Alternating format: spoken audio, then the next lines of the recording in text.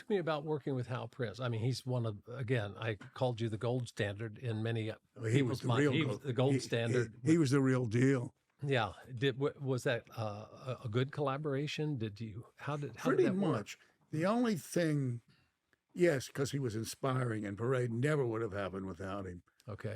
Because I was in his office. We were sort of friends, and after Ballyhoo, or he read Ballyhoo, and he said, why do you think those Jews were so kind of anti-Semitic?" Because he kind of was too. And I said, "I think because of the Leo Frank case." He said, "I know sort of about that, but tell me." So I told him the story. He put his glasses on top of his head and he said, "That's a musical." Are you kidding me? No, I'm not kidding you.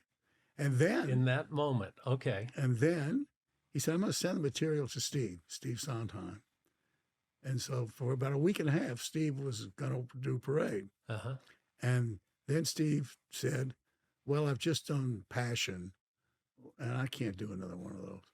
So Hal said, "Oh, that's all right, because my daughter Daisy is doing a musical downtown with this really talented boy, and now he's going to write the score."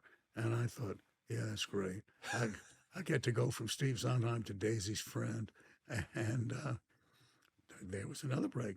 Jason Robert Brown was younger than my children. We were more than maybe 30-something years apart.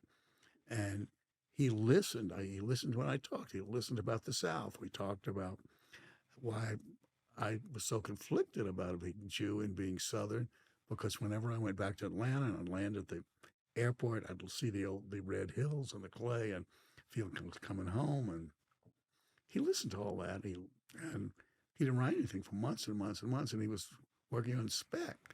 And then one day he called me down to his apartment, and he played me the first two songs from the show. And I'm not a crier, and I cried because it was just so good. And I called Hal and I said, "Yeah, he's the one." But I couldn't have done this without him. I couldn't have.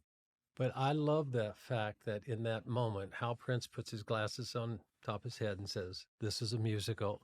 And that's the ding moment. You go, okay.